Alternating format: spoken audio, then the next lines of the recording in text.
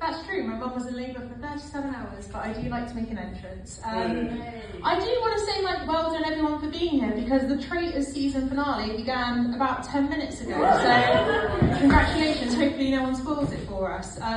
So yeah, I'm Molly. I'm 33, which means I was born in the year 1992, officially making me a 90s baby and a millennial. I feel like I peaked in the 90s. My skin was the best it ever was.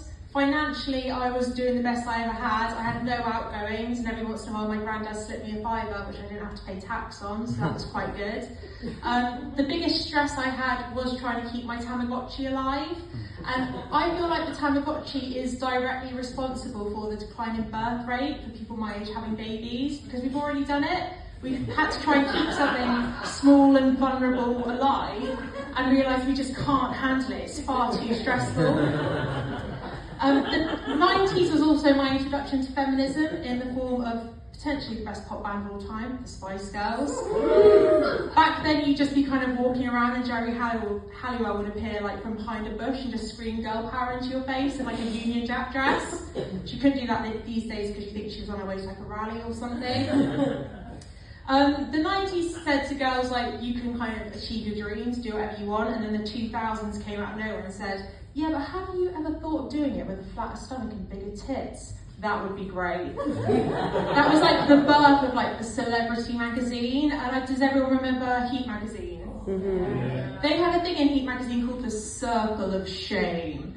And what that was, they get the picture of like objectively the most stunning woman you've ever seen in your life, find the smallest thing like a stretch mark or a pimple, and they put a massive red circle around it, and they go, look at the fucking state of her. How is she leaving the house? And I'd be kind of at home like, I've got acne and my mum cuts my hair, so if Scarlett Johansson's like a state, how the hell am I going to get through life? I genuinely think the early 2000s was some sort of government experiment to see how easily you could give teenage girls like severe confidence issues. And it turns out it's actually really easy. All you need to do is invest in Photoshop and introduce low-rise jeans to the nation. So they did a good job there. And I realised since I hit my 30s that I've lived through a lot of quite serious events, like things that have shaped the world. You've got things like 9/11, the invasion of Iraq, the release of the Twilight movies, the pandemic, we've all lived through that. And I tried to think, is there an event that I can kind of pinpoint that instantly changed the way that like I lived my life? And I think I found it. So it was January 2007, I was 14, desperately in love with my drama teacher at secondary school. To be fair to him, he never tried anything. The ones you want to be a bit pervy never are. My maths teacher, Mr. Thompson, used to just make direct eye contact with me and eat a banana, but like I never fancied him, so pointless. So it was January 2007 and I was just watching the TV, as you do, when Channel 4, without warning, decided to unleash unto the nation the trailer for Series 1 of Skins. Without warning, that trailer turned everyone I went to school with feral overnight. The weekend before that trailer, I'd been at a lovely sleepover, we'd had popcorn, we painted our nails, we watched The Princess Bride, it was all very civil. The weekend after that came out, I was off my head in a field, chain smoking, wearing one shoe, not knowing where I am. It just instantly turned us mental.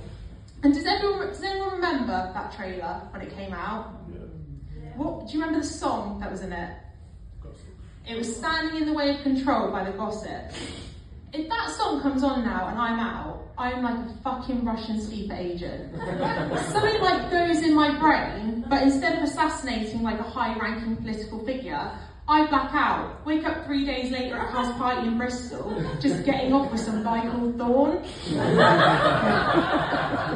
He's trying to tell me how he's like creative and he's got all these projects on the side, but also just has a 20-hour contract at Holland & Barrett, so that's nice.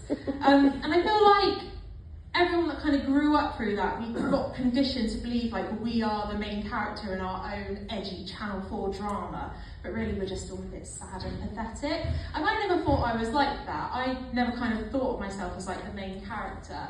But a few years ago, and I'm not saying this with pity, but I had a stroke.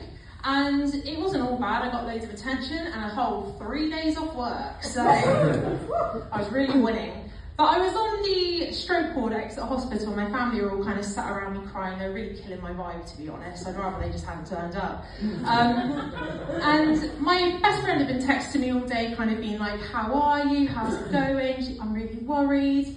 And I looked around this room and there was a lot of people. They were all really elderly and they were all really poorly. And I just got my phone out and I texted her back, mate, I genuinely think I might be the best looking person in this room. So yeah, that's me, girl power. Thank you very much.